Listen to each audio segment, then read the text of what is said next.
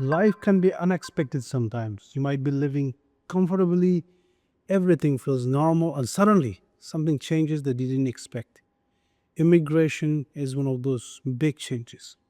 Moving to a new country is not only a change of lifestyle or culture, but also a big change for our mind and our nervous system. When we migrate, many things change at the same time. For example, a new culture, learning people live, work, and communicate peacefully in a different society. New human dynamics. Sometimes the way men and women interact in society can be very different from what we were used to before.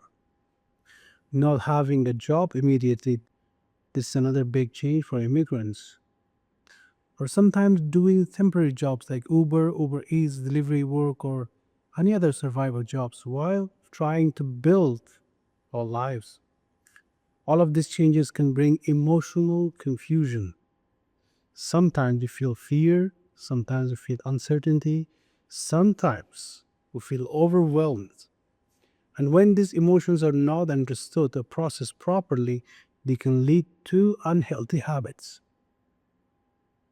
For example, smoking, excessive eating, constant stimulation from phones or media, or withdrawing from life. These are the things that we talked about in previous episodes. But today I want to talk about how we can move through these changes more gracefully and grow as a human being while we're building a new home. First, let's understand some important truths. The first truth is this: life happens for us, not to us. Life and problems are not always here to destroy us. Many times they are here to help us to grow, to learn. If you move to a first world country that moves fast and so competitive, that means you've entered a world that pushes you to grow. It's not only a challenge, it's a privilege. The second truth is that nothing lasts forever. Even the emotional burdens that you feel right now will eventually fade away. Emotions are temporary by nature. They come and they go. But sometimes, when we keep fighting and resisting the emotions, they will not go because we're fighting it. We purposefully keeping the emotions in our hearts and mind. That's why some people are depressed for years and months and decades sometimes. Why? Because they're pushing, they're fighting the emotions.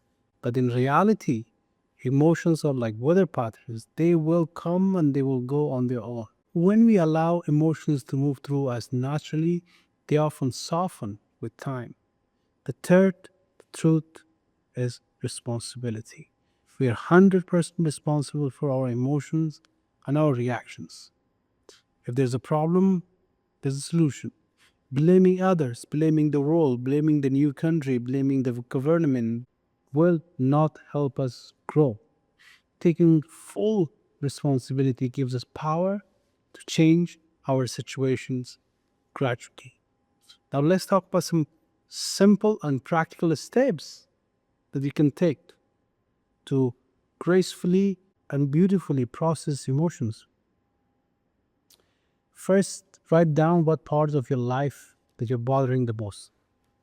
Let's say you have difficulty in your emotions, you feel most of the time depressed, most of the time confused, or it is your relationship. Maybe you have trouble with your relationship with the family, with a loved one, with friendship, whatever it is. It might be your job situation. You don't have a job right now, you're between jobs, or you're struggling to finish certification, or you have trouble in school as well. Writing them down because you're aware of what is actually happening in your life.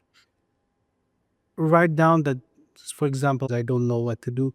Imagine you're talking to a coach. Imagine talking to yourself in a way that you put every single problems that you have in a piece of paper, as if you would talk to a coach, as if talk to a very trustworthy person who keeps it safe, who keeps it clean, who keeps it motivated. So this is how you think about when you write down about the problem. Second, write down what you can do to move forward. Now, once you wrote down this is your problem, you can write down what you can do. Can you talk to somebody? Can you enroll in a class? Can you take coaching? Can you ask for help? Can you start exercising? Will you start meditating? What would you do? What is the smallest step? What is in 5 minutes? A habit, or you talk to somebody? Maybe it's the smallest step, maybe it's a big step. Ask yourself regularly what you could do to move one person or even 10%. It's a good idea to move forward in that specific area. Sometimes human connections are different than just taking actions such as exercising. You can ask. And the third step, you can ask. Write down what you can do to ask for help. When I first asked for help, it changed my life. It opened my eyes to the possibility of healing from difficult emotions.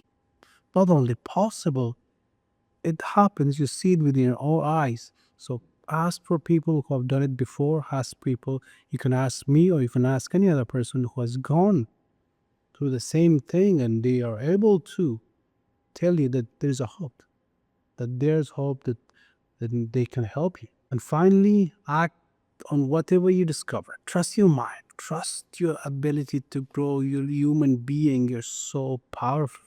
Regardless if you're in a country for 1 year, 10 years, 20 years, you are powerful to start again, to build again.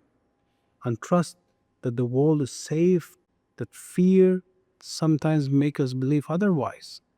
Immigration is not only a change of place, it's a process of transformation. And if you move through this, and when you move through this consciously, and when you write down how you move through this, your mind and your body will become stronger, wiser, and more confident. I wish you all the best. Have a confident life.